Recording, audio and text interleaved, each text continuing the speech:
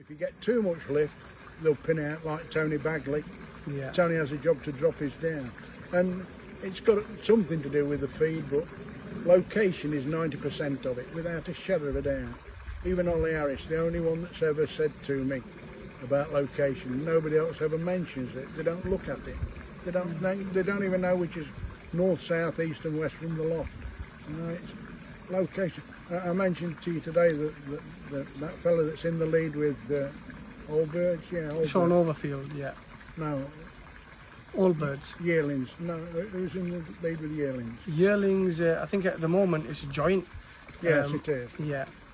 Well, One of them is Oral Stan from London. I've never been to Oral Stans, but I would imagine he's got a good location for flying, and I've never been. Yeah, and the other person is Kevin Renwick. Kevin Renwick's place, I judged his pigeons 2 years perhaps ago, and he won the fly. Yeah. And I think that's about the second or third time I've been to his place. That's a fantastic place. As you come down his path from the back of his house and walk across the road and look, you can see right down the if valley. the wind's coming up that hillside, his birds go away behind his That's loft. what happened this time. They work back and they break, and then they go again and they work back and they break. That's exactly what was happening this time. That's how you want it. Yeah. But if he got the opposite wind, it wouldn't. If the wind was coming the other way and blowing them in that dip, they won't do as good then. Yeah. But his prevailing wind must be coming up that hillside. Right. It makes a big difference. Yeah, and you know, when you're feeding, you're preparing your birds. Some people keep them in most of the year. They just bring them out for competition. Some people fly them regularly. How do you do yours? The last 2 or 3 years, I've tried to not fly them once the competition's over. If I fly them through the winter, I'm going to lose pigeons, so it's pointless. There's no. So you just lock it up. You can't really fly them for pleasure anymore. Because of the peregrine. Do you think there's more perries now than there were when you were younger? There weren't any. There weren't any? Bob Brown and Bill Barrett never spoke about peregrines at all. Never seen a sparrowhawk, nothing. The first time we saw a bird of prey was at Johnny Thompson's, and it was a sparrowhawk. Oh. And there were some trees. He got a field at the back of his garden, and there were some trees, and he got a sparrowhawk in there.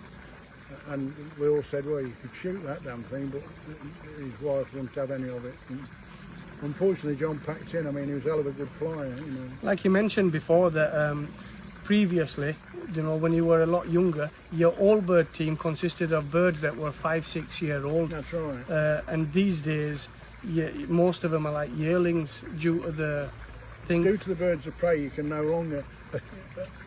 A few years back, you could fly old birds, you know, and they were 5 and 6 year old. And they bond better, don't they? Well, you've got a team then that have been. You might change one pigeon, but now after the team is gone, the dynamic is different. You're putting yearlings in all the time, you know. I mean, if you look at the sheets, I'll guarantee you most of them have got nearly half yearlings in the old bird team because they can't save them anymore. Yeah. Eventually, if they carry on with competitions in England, if we carry on having roller competitions, another 10, 15 years, the only thing you'll be able to fly in competition will be young birds, because you'll never be able to keep a team of old birds together. And what'll happen, you'll have to concentrate if you want to have a competition, breed a lot of young birds, fly them hard, and hopefully you've got enough decent ones left to have a competition. How many do you normally breed young birds?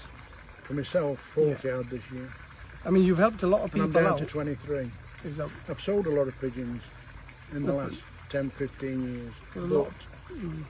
I've given a lot of people pigeons. I've set people up with pigeons. I've lent them DVDs and books. Yeah. But after getting people don't even phone you up and say, I'm packing in, do you want any of this back? They don't give it back. You don't. So in the end you get hard to it, and people think you're being miserable when you've had that experience.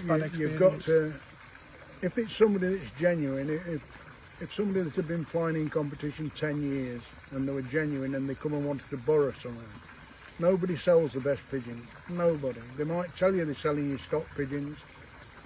I sold some stock pigeons to America in 2016. I sold 6 cocks and 2 hens, and they were 8 and 9 year old. And the American was here, and I showed him the books, how many they'd bred the previous year, how many youngsters. And I sold them, and he paid good money for them. But they were proper stock pigeons, not yearlings or 2 year old things, you know.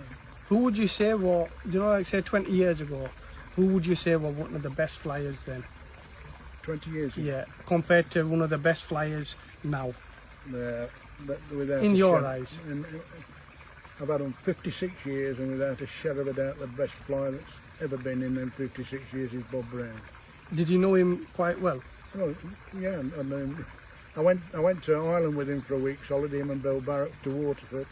We went to Canada together for 2 weeks or 3 weeks, whatever it was. Oh, right. Yeah. And what were different When about... his wife died, Yeah. me and Pat used to go over on a Friday. If I wasn't working, we'd go over on a Friday and go out for dinner with him. Oh, right, so you were very close. So Yeah. what... When he died, I had all his pigeons here. I could keep all of them if I wanted. Do what you want. I sold them and I took his family. I got it wrote down somewhere, something like £1,500 for the pigeons when I sold them. Who I flew them bought here. them, do you know? Pardon? Who bought them, can you remember at all? Quite a few. Robbie Kent from Middlesbrough. Robbie was a good flyer. He never went there. Did you see even them lads flying in Middlesbrough now? Half of them don't even know Robbie Kent. He won the All England Young Bird 2 years in succession. Les won the All England Old Bird 2 years in succession. Been some good flyers. George And Kitson. these days, who would you say, whose kit, not actually won anything, but whose kit that you've seen that you enjoy and you like? Kev Bowden. Kev Bowden's. Yeah, he's a good guy. Kev Bowden. He's got your stuff as well, hasn't he? I don't think they're all mine.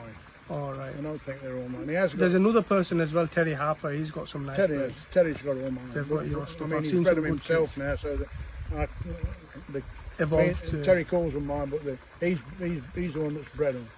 Yeah. He's a Now, gentleman. Terry's location, see, if the wind's coming up that hillside, up towards his bungalow, they work better than if it's the other way round. What changes have you seen, George? You know, like in the All of England and the club, has there been many changes in the sport since when you started? I know it was tumblers There's and a it's lot more, rollers. yeah, well, I mean, it went from... There's a lot more people flying in the competitions now. I mean, although Bob's the best, what made Bob the best was the fact that 8 times out of 10 on competition day, he'd get the best out of his pigeons. But after saying that, I didn't realise at the time, but I mean, I'd been to Bob's hundreds of times, Yeah. and Bill. And Bob Brown had got a good flying location, without a shadow of a doubt. And there's a paper comes out called the Black Country Bugle, comes out every week, I think. Black Country Bugle. Yeah, it's a paper all about history of the Black Country. And I was reading an article in it after Bob had died, and at the end of the road from where Bob lived was a pub called the Longhorn. And in this paper it told you that the Longhorn was the highest point in Walsall. So that's where Bob was. Oh, It was only at the other end of the street from Bob. And thinking about it, Bob didn't have a bad wind. He got lift. And when I think back now, like I said to you, Bob would always say, my birds won't roll properly until they get a bit of height on them. But it was like when I let mine out today, mine are renowned for not going high, but they went too high for quite about 5 minutes. Bob's would be at that height a lot of the times, and they'd be working, but to be truthful, you couldn't see the quality. what did Bob used to say? Well, he always used to say to me every time we got there, I don't give pigeons away, I only sell them. And I used to think to myself, why do you keep telling me that? I mean, for years. You know, there could be a crowd of us there, but it seemed to prick me out, I don't know why. But I mean, I had a lot of Bill Barrett's pigeons then. What were the other thing he used to say? Well, When he says, oh, they look better. they won't roll until they get higher. They don't roll properly until they get a bit of height on them, that's what he used to say. Why do you think that is? Well, the higher they got, you couldn't see as much. I mean, that's why we've got the rule in the All England now. If they're too far away or too high and you can't see the wing beat. That's right. But in actual fact, if you want to do it properly, there's a time when the birds are either too far away or too high, and you can still see the wing beat, but it's still too high to score. Just so you don't know what they're doing, you don't know if they're rolling, it looks like they're rolling or what, you're right. On competition day, you're better to have them higher because most of them will score them even when they're higher, but for your own pleasure, which is if you have 6 competitions a year, that's when you want them flying high. But if you, for your own pleasure, you want them in your face where you can see them. Hello. I'll catch you later, Kev. I'm just doing something. I'll phone you back. Cheers, mate. Tell him he's on video. That's Kev. He was going to come today. Kev Bowden. Yeah. So, what direction would you like to see the sport go? Well, I think the sport's doing good. I wish more people had travelled round. I mean, before it got so big, years back, we used to have it to perhaps last over 2 weekends. They used to get a good following, you know. I mean, myself and George Kitson, Gordon Ford, Les Bazants, we'd all go down to London to Ernest Stratford's, you know. Yeah. I went to Ollie Harris a few times, but not so many times to Ollie. Ollie eventually fell out with most of them, and Bill Barrett and Bob Brown. He formed his own roller club. Did you know that? No, I didn't know that. Ollie formed his own roller club, and it was called the Ollie Harris Supreme Roller Society. That's what it was called. And what he did, he got about 3 other members. One of them was his wife, who never even went up the shed, I don't think. Only went up the garden. And what they did, Ollie would tell them when the fly was on. Sunday morning we're having a fly, and they'd all let the pigeons out, and they'd all judge their own pigeons, and then they'd send the scores in to Ollie, and then Ollie would let them know, and it was either the flies. They judge their own. They judge their own. This was the Ollie Harris Supreme Roller Society, and they judged their own, and then Ollie would either win it or his wife would win it, and he'd be second. You won't believe it, would you? I mean, and fair play. I mean, and didn't you ever think about setting up a George Mason Supreme Rollers Association? Yeah, well, I've thought about it. But I'll tell you another story about Ollie. Yeah. I'd won the national. What year roughly? Oh, I can't remember. 1066 or something. Okay. But then I was flying in the national. Yeah. In the final. And I turned the kit out, and Ron Snow from Birmingham, who was a mate of, you'll see his name on the trophies, Ron Snow, a good pigeon man. Ron was judging, and he came here, and I was in the lead. I got a real good score. Can't remember what it was. And then he'd got to fly, and at the time, in the national, they let 3 judges. He was the judge, so they'd have 3 people judges, preferably a secretary or a treasurer or a chairman of a club. Yeah. And the 3 that judged Ron Snow's kit was Bill Barrett, Tony Clay and Ollie Harris. And it was on the Saturday. And on the Saturday night, Bill Barrett phoned me. He says, "Old mate," he says, "I've got some bad news for you." He says, "You're in 2nd place." I says, "Bill, it must have been a good kit of pigeons then, because them was good." I mean, they were good. I mean, yeah. I know they were good. He says, "George," he said, "I never scored them a break. I gave them 18 points for kitting." We didn't have quality points. 18 points for kitting. He says, "Tony Clay never scored them a break. He gave them 19 points for kitting." And I did have it wrote down on the back of the cigar packet, the scores. But Ollie Harris scored them so many breaks, and when they divided his breaks with plus the 2 kitting points by 3, I lost by about 2 points. I lost the national. Imagine, wonder what he gave him. And Ron Snow phoned me up and he said, "George," he says, "you better pick that trophy up." He says, "After 10 minutes," he says, "I went and put the kettle on." He says, "George, they did nothing." Now, years later, yeah, you'll see a video. Have you seen the video that John Hunty and Bill McRae did? Bill McRae came over from America, yeah. Bill McRae. Have you seen the video? Because the interview Ollie Harris.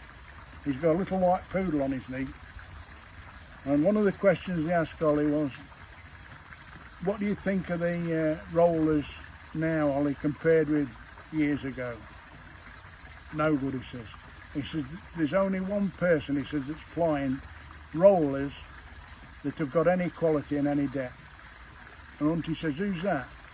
And he says, "Him down at the side of the river." And Hunty says, "Do you mean Georgie Mason?" He says, "That's it. That's it," he says. "He's the only one that's flying anything any good." And I thought, when I first saw the video, I thought, "Yes, you bastard." I said, you feel bastard guilty about robbing me of the national." But he did. I mean, that's genuine. I mean, how could 2 people not give a break at all, only kitting points, and he gives them 5 or 6 breaks. I mean, What are you most proud of, George, you know, in all these years that you've kept him? And what is it that you've done you know, that you were really proud of? the best one was, well, I finished twice, second in the World Cup. And one year I qualified, and then the judge in America couldn't get, and Paul Lee said, we're going to have to get somebody else just to judge the European part of it, which was England and Holland or something like that. And I said, no, we'll wait for the judge. But Paul Lee and the other 2 that had qualified had already had the heads together and left me till last. And the others decided they'd take that judge, whoever, I don't know who they got to judge. But I wanted to wait for the judge. He took ill, and I said, we'll wait till he's better and can come and judge out. Same judge, yeah. How can you have 2 different judges judging? Well, that's what they did, because Robert Parker, who had won the World Cup, he was judging. And talking about Robert Parker, I lived in California. I've been to his place twice. And the second time I went, he'd moved house. I think he might have got divorced as well. So what is it that you were most proud of? Most proud of? Yeah, from all these pigeon flies, everything. Something that you was the most proud of that you really... The best was winning the national, the All England and the Midland with the Old Bird team the same year, all 3 flies. That was the best. But that Robert Parker, when I'm on to you about love position, Robert understood it, because when I went to his house the second time, he'd moved house, and we walked down the garden. I said, Robert, you've picked this house because of where it is. He says, you're dead right, I have. Robert had sussed it out that he'd got a good flying location where he was. Nice lad. I wish he'd have come over. Well, George... is that it? I've got a lot more to tell you, yeah. I know, but I won't have enough time in the day. I need to get on now and judge the next kit. I was thinking about...